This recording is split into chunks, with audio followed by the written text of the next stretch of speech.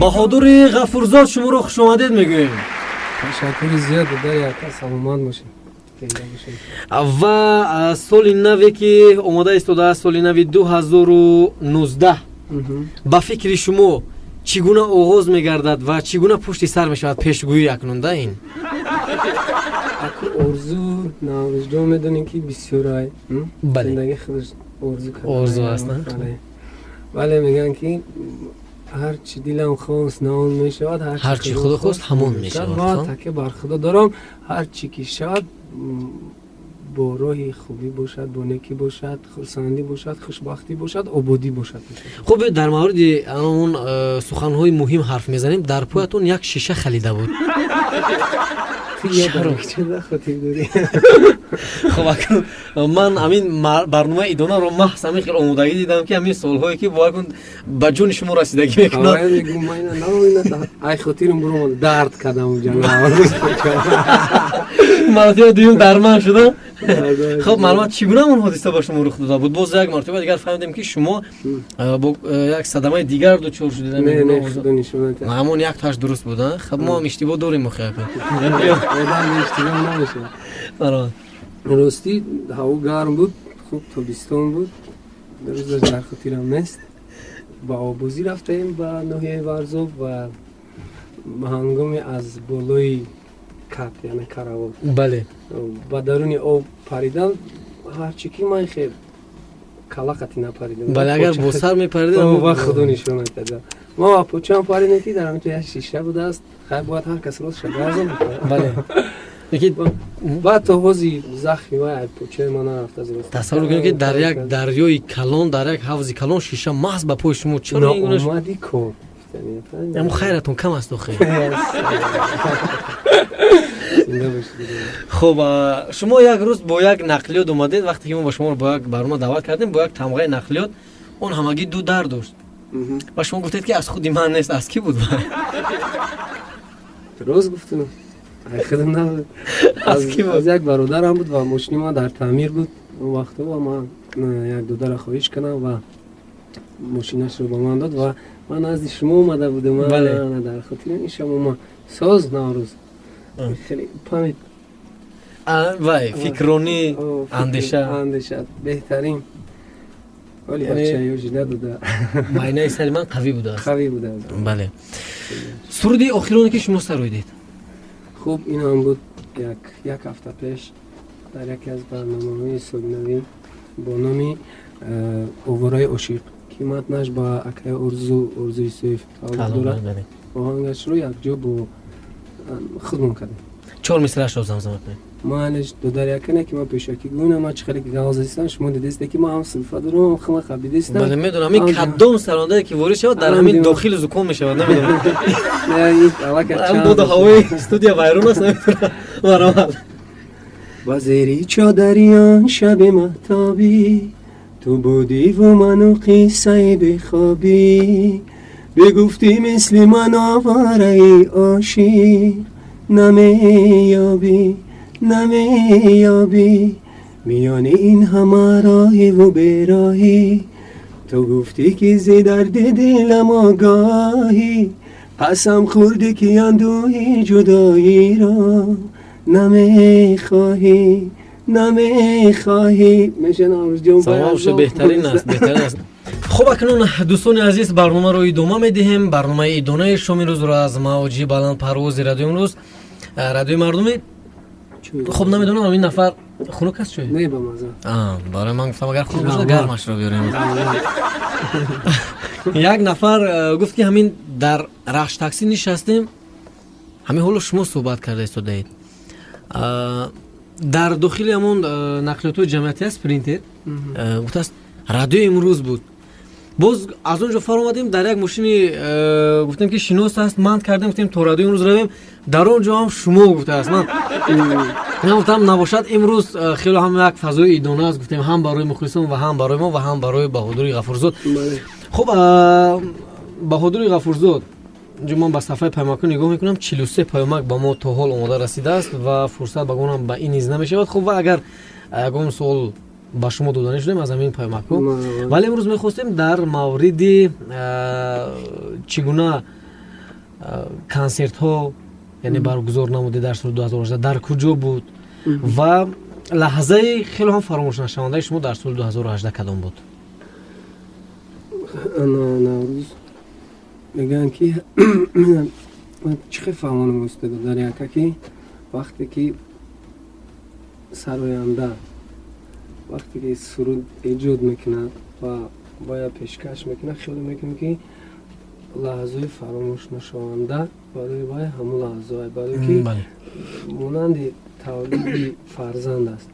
Он чизе ки дар дил ту мехоҳӣ ки аввал кунӣ ба мардум пешкаш кунӣ ва худо мерасонад, ин албатта фаромӯшнашаванда аст. ва консертҳо ростӣ дар ягон ҷо набудем, танҳо дар хизмати мардум будем соли дуруз ва 3 суруди навни сабт кардем. боварӣ дорам ки аз эфири шумо низ ҳамин рост аст ки дар маъракаҳо вақте ки шумо меравед масалан акнун 3 соат намедонам шумо чӣ мехонед, як сурудро 4 маротиба мехонед. Чӣ мегӯям халаҷон? Ман фаҳмехел гуфтанд ки як сурудро 4 маротиба, ҳамин суруд дигар тараф ҳамехел. Ана бояд безели сов кардан, сира фош кардан дар яка то 10 бора меравад. хуб яъне то 10 маротиба меравад? Не, албатта вақте ки талаб кардан, чаро не агар 20 борам талаб кунанд, он суруди ки фош кардан мехонам. Ман дар як маърака намедонам рафтам, як сарояндаро даъват кардан. ин суруд фалони дархост кардан, боз фалони ҳамин қадар гуфтем ки ҳамон нафаро ки бошанд, ҳамон хеле нафар дар ҳамон маърака набуд умуман, лекин аз номи онҳо дархост шуда истодаст. намедонам ки ҳастанд. хуб бале шуморо бисёртар кадом сурудро дархост мекунанд дар ҳамон маърака? бояд эфир гуфтам ки нест. хуб акун каме ҳазлам шавад сартарошон бошад. не, сартарошони расми хуби тоҷикҳо, расми миллимона ина кадан накра мусулмони алҳамдулиллоҳ мероси бале аз ҳазрати иброҳим беҳтарин. ва ман бовар дорам ки шумо низ хело ҳам як нафаре ҳастед ки хоксор, зероне ки ҳар мартибае ки шуморо мо даъват кардем бе ягон дудилагӣ ташриф овардед барои мухлисон, барои мо. ва ман бовар дорам ки ман агар аз як ҷиҳат лутфи худамро дар ин ҷо бинам, аз ҷиҳати дигар мебинам ки масалан шумо як чӣ бигӯям, як диққати махсус доред ба ҳамин радиои имрӯз. бале чӣ фарқе дорад аз дигар радио наздик ба намгӯя? мо ҳамаи радио гӯш мекунем. кадом меша ки вақти он дар сари чамбарак бошем, агар дар хонаам бошем ҳамроҳи аҳли оиламон бо ҳамроҳи падару модарам. хуб вале чӣ хеле аст ки радиои имрӯза бисёртар гӯш мекунам, чун барномаҳои ҷолиб дорад, барномаи рангоран, шоу барнома бо ровиги додаримо наврӯзҷон ки инро парима шитаги ма дидестам шавози худоро шукр. саломат бошед. шумо то оне ки ба назди ман бед ба фикрам бовар надоштед ки ман дар ҳамин ҷо ҳастам. ман хел кардам гум кардам. саломат бошед, беҳтарин. ва ман бовар дорам ки шумо низ бо дастовезҳои зиёд доред, вале афсус ки омода нашудан, на он қадар омода шудан ки ба масалан радио мо меовардед. хуб ман бовар дорам ки вақте ки сурудҳоро шумо омода мекунед, яъне ба танзим медароред, аввалин шунавандааш ин кормандони радиои имрӯз ва мухлисони радиои имрӯз ҳастанд. нақшаҳои шумо дар соли 2019? манам хати додарам суҳбат кардам. навраҷон ма як бародар дорум, номаш Зафар аст. бале Зафар Зарифӣ ҳунарманд аст, аҷнигор аст ва ма мехостем ки орзу кунем ки дар ин соли нав бародари мо бахти хичаёва ва хушбахт бошад ва мо дар хурсандиаш ҳамроҳ ҳамакаса иштирок кунем. ва тамоми хушиҳои зиндагӣ барои мардуми сарбаланди хонобудӣ ҳамин чӣ орзуи неки аста барои ҳамаи шумо таманно мекунем бигзор хонобод бошед. хайрхуш кардед акнун? қати шумо ҳам аз нав оғоз мекунем. хуб амон ин солро ба меҳмони пештара дода будем. шумо дар як рӯз чӣ қадар маблағ масраф мекунед? ҳисоб накардам.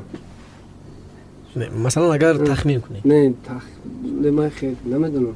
хаб як рӯз ина ту додарам додарвор қатима мегардем ҳисоб мекунем. якун шумо гӯед ман ҳамроҳи шумо бошам, баъд мегӯед ки боз наравад, гӯед ки 50 сум 100 сум мумкин ки шумо харид бикунед, қарз гиред аз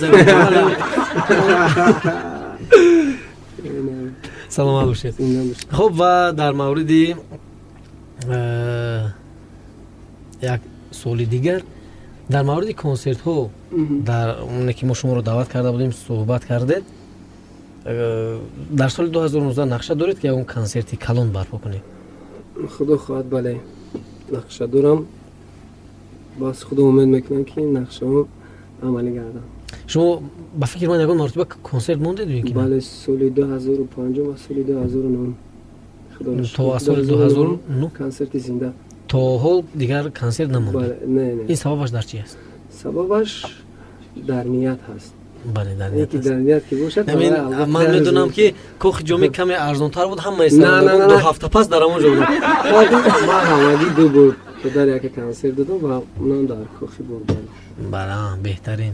یکیش در فیلارمونی دولتی و یکیش در. اگر کنسرت همون در کجا است نقشه؟ در کوخی بود کوخی وحدت یا که امفی‌تئاتر؟ بیا پیشکی نگوییم. نامعلوم است. سلامت باشید. خب با شما نیز ما بردباری تنسیتی خانواده و خوشروزگاری رو آرزومندیم بهادر و بگذار چی نیتی نیکی که دارید در سال نوی که اومده ایستاده است جامعه عمل پوشد. انشالله. خب تشکر بدهید. اکنون یک سال دیگر سوال ما همین است به شما که ما برام تمام. نه به شما سوال همین است که تا جایی که ما معلومات یافتیم گفتن که شما با یکی از سرانندگان معروف تاجیکستان شبنم سوریا جنگ کرده. چرا؟ یکی شیرم خیلی چیکار برای چی جنگ کرده شما؟ گپ مونگره یکم خشنید ما ای خدا نشون ندید که نه روزی خیلی گپ با من از باور کردم شما شبنم بونه درست کردم. بار دیگر شما رو خوش آمدید میگویم و ما یک سرود بهترین شما رو اینجا با مخلصان میشنوانیم.